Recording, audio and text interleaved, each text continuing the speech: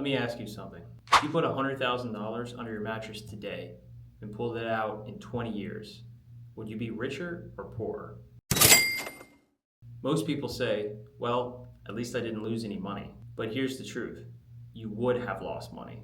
Not because the number got smaller, but because what that money can buy got smaller. That's why we invest. Not to gamble, not to beat the market, to make sure our money doesn't wither away while we're trying to play it safe. Here's the thing. Cash feels safe. The number in your bank account doesn't go down when the market drops. That's comforting. But safety is not the same thing as security. Inflation is constantly eroding the value of your money. The long-term inflation rate in the US has roughly been 3% per year. That means that your $100,000 loses roughly $3,000 in purchasing power every year. Over 20 years, that's nearly half of your purchasing power gone, even if the dollar amount never changes. So when we avoid investing because we feel safer, what we're really doing is guaranteeing that our money will not keep up with the cost of living. Here's the math of outliving your money. Let's put numbers to this. Imagine two people, Alex and Taylor. Each start with $500,000 in retirement savings. Alex keeps it all in cash, earning 1%. Taylor invests in a diversified investment portfolio, earning roughly 6% per year. After 20 years, Alex's $500,000 has grown to roughly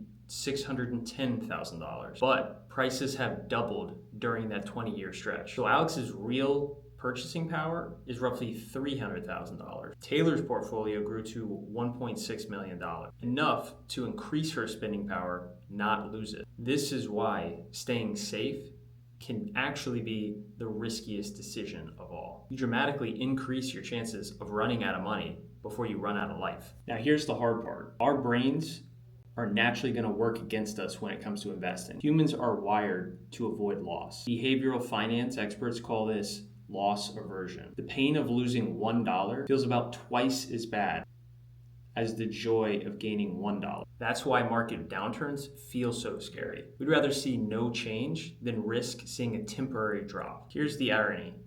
Avoiding that short-term loss often guarantees that we're going to have a long-term loss. When we say, I'll wait until prices in the stock market rebounds, what we're really saying is, I'll wait until prices are higher. When things feel scary, that's when we sell and then also lock in a loss. This emotional bias keeps people trapped in a cycle of buying high, selling low, and losing out on compound interest that actually builds wealth. So why do we invest? It's not about chasing the hottest stock or timing the market perfectly.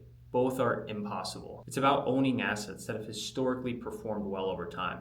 Stocks, bonds, real estate. These also often outpace inflation so that we maintain or increase our purchasing power over time. It's about letting compound interest work for you so your money earns you more money. And most importantly, it's about giving your future self the resources to live the life you want without fear of running out.